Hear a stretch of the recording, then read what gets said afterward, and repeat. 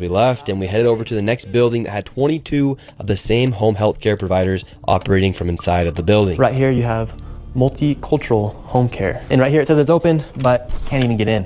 Another Reliance Recovery Center. Mercy and Grace Care, Inc.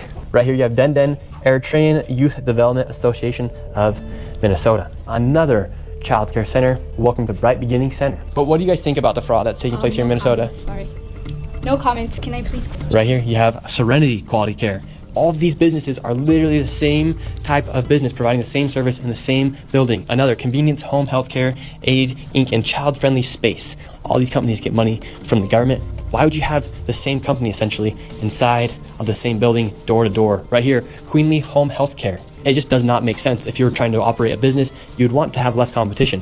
But here, they have all of their competition right next door. We're wondering, because we hear there's lots of fraud taking place here in Minnesota, and we're wondering why is there so many of the same companies inside of this same building? No, I don't know that. What do you think about the fraud that's taking place here in Minnesota? I don't have any idea about that fraud, okay? That's it. What do you think about the news articles and what's being spread on the news about the fraud? Right now, you are doing something wrong. I'm just asking you No, you about don't the have fraud. to ask me, okay? Don't ask me that question again. Okay. Okay? Who can I speak to? Yeah? Who can I speak to?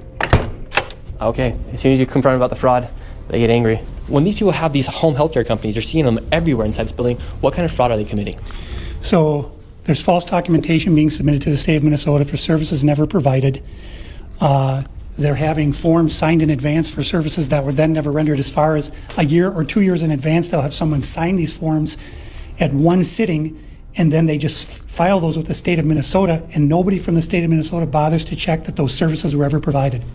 So they're essentially just using people, saying that they had these services provided months or even years ago, then filing the paperwork and then receiving money from the government. Right, and the Somali community is a very closed community, so everybody's in on it, and they don't want to talk, as you can see. And for this building, I'm going to give an estimate of around $30 million for how much fraud is taking place. That is a very low estimate. However, still a lot of money in fraud. And do you think there is fraud taking place here?